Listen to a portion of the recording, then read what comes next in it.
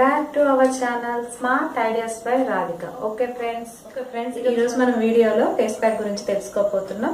ఆ face pack వల్ల uses ఏంటో అనేది ముందు తెలుసుకుందాం. సో ఆ ఫేస్ ప్యాక్ వల్ల మనకి సన్ నుంచి డ్యామేజ్ అయిన స్కిన్ అనేది రిపేర్ అవడానికి హెల్ప్ అవుతుంది. అదేవిధంగా ట్యాన్ ని క్లియర్ చేస్తుంది. మనకి డార్క్ స్పాట్స్ ఉంటది, అది క్లియర్ చేస్తుంది.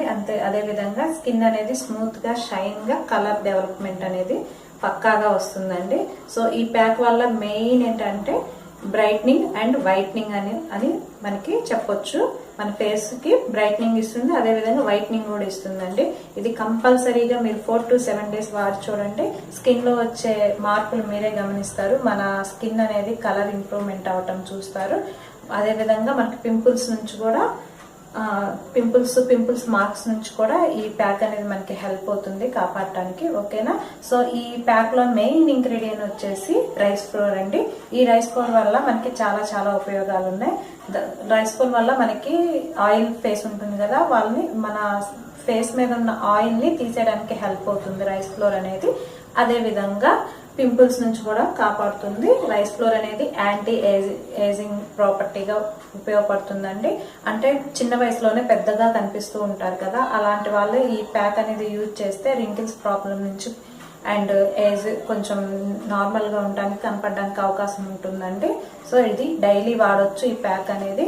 మెయిన్ మనం 4 to 7 days వాడి చూస్తే మనకి రిజల్ట్ అనేది తెలిసిపోతుంది. స్కిన్ అనేది బ్రైట్ గా షైనింగ్ గా అండ్ కలర్ ఇంప్రూవ్మెంట్ తో కనిపిస్తుంది. ఓకేనా.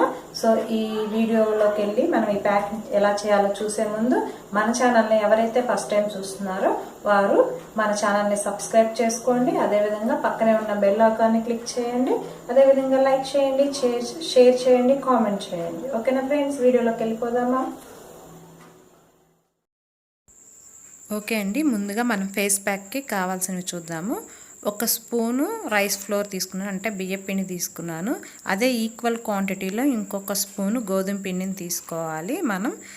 సో రైస్ గోధుమ పిండి అనేది ఈక్వల్ పోర్షన్స్తో తీసుకోవాలండి ఈ ప్యాక్కి. ఓకే, ఇప్పుడు దీనిలో మనం 1 స్పూన్ హనీ అనేది యాడ్ చేస్తున్నాం.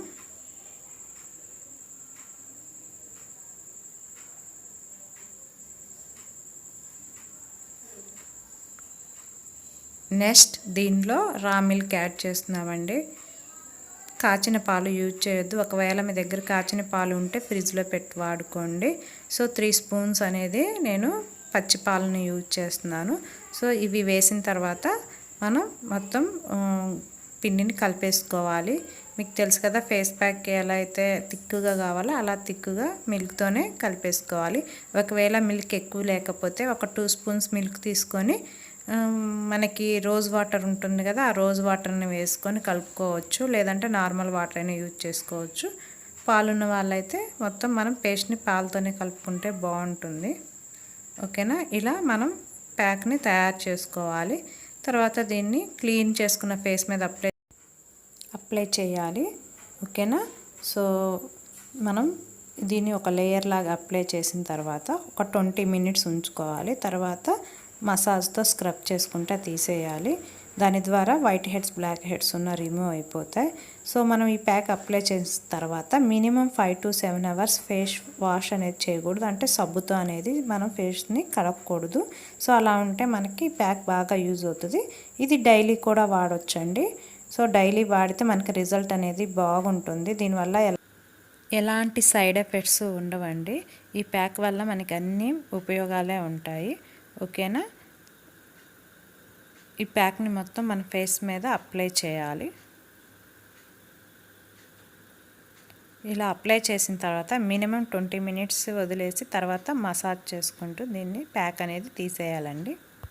ఓకే ఫ్రెండ్స్, చూసారు కదా ఫేస్ ప్యాక్ ని ఎలా తయారు చేయాలో, ఎలా అప్లై చేయాలో. మనం ఈ ప్యాక్ ని స్లోగా మసాజ్ తో రిమూవ్ చేసుకుంటే మన ఫేస్ మీద ఉన్న వైట్ హెడ్స్, బ్లాక్ హెడ్స్ అనేది రిమూవ్ కూడా అవుతాయండి. అదే విధంగా మీకు ఏమన్నా స్కిన్ సెన్సిటివ్ అయితే మసాజ్ అనేది స్టాప్ చేయండి, లేదంటే మసాజ్ చేసుకొని తీసేసేయండి. దానివల్ల చాలా ఉపయోగాలు ఉంటాయి. మీరు కంపల్సరీ వాడి చూడండి. మీ స్కిన్ లో కలర్ ఇంప్రూవ్మెంట్ అనేది, షైనింగ్ స్కిన్ అనేది కంపల్సరీ మీకు కనిపిస్తుందండి.